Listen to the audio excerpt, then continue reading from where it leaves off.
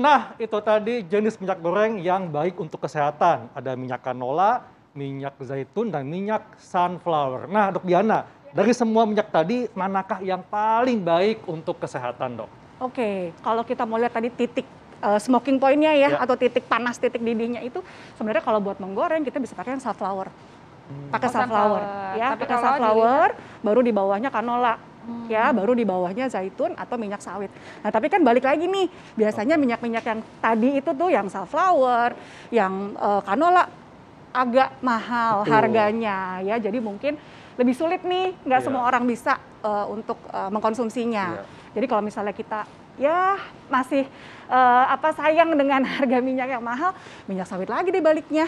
Tetap, namun tetap ya untuk mungkin saya bisa kasih tips sedikit ya, untuk pada saat ibu-ibu, teman-teman semua menggoreng nih di rumah, itu mungkin bisa ditambahkan ada pakai baking soda, Dok. Oh, kenapa, Dok? Pakai baking soda.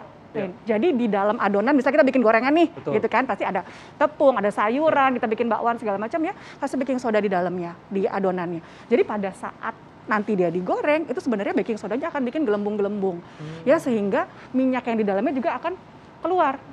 Jadi nggak terlalu banyak minyak yang ada di dalam gorengannya. Jadi salah satu tips lah. Tapi tetap bikin renyah, Dok ya? Justru makin renyah, Makin renyah. makin crunchy. Iya. Kemudian pemilihan tepung juga harus nih. Pemilihan tepungnya, ya, Iya. kita bisa pilih tepung, biasanya kita pakai tepung terigu, Iya. ya kan, sedangkan tepung terigu itu justru menyerap minyak lebih banyak. Betul. Bisa tepung bumbu, itu biasanya isinya tepung terigu. Nah, kita bisa gantikan ke campur nih, tepung terigunya mungkin kita kurangin, kita tambahkan tepung beras. Nah, tepung beras atau tepung jagung, nah dia lebih tidak menyerap minyak. Dok, gitu. yang tadi Iya. kalau kita menambahkan baking soda pada Betul. adonan gorengan itu nggak apa-apa, Dok, bagi kesehatan, Nggak baking apa-apa, sodanya? ya, cuman sedikit aja. Berapa Jadi misalnya, banyak, Dok, sedikitnya ya, itu? jadi misalnya untuk satu bowl kita goreng, Iya. ya paling seujung sendok teh, cuman setengah sendok teh aja, dikit aja. Bikin lebih crunchy justru.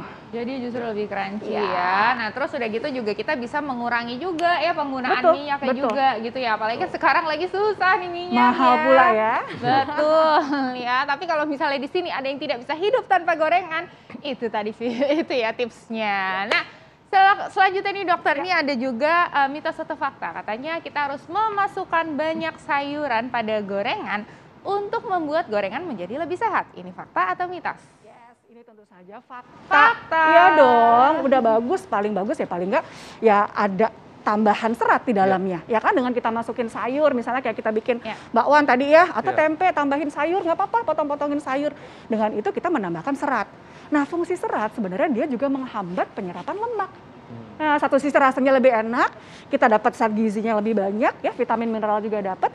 Lemak yang ada di dalam gorengan bisa dihambat penyerapannya dengan tambahan sayur tadi, gitu. Oke ya, nah dan juga yang paling sering dilakukan nih oleh masyarakat itu untuk menghilangkan guilty feeling, Dok, katanya.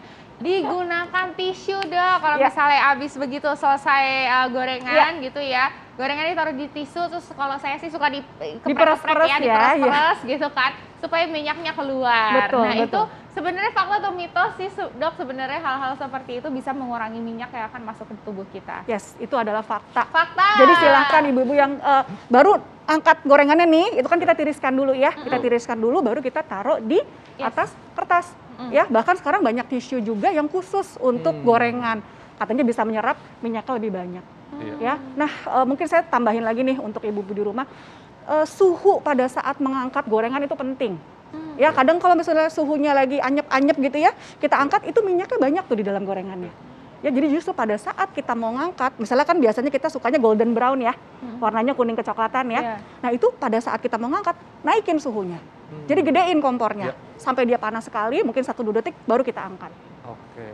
Nah, apa yang terjadi, Dok, pada saat kita dipanasin full baru diangkat tuh? Minyak yang di dalamnya itu jadi banyak yang keluar. Nggak apa orang bilang nggak ngemu minyak ya, nggak ada minyak di dalamnya. Jadi lebih sedikit. Beda kalau kita misalnya kamu masak nih Len gitu kan, terus kamu angkat gorengannya pada saat apinya sedang, nggak panas, itu pasti lebih banyak minyak di dalamnya. Jadi, seperti itu. Iya.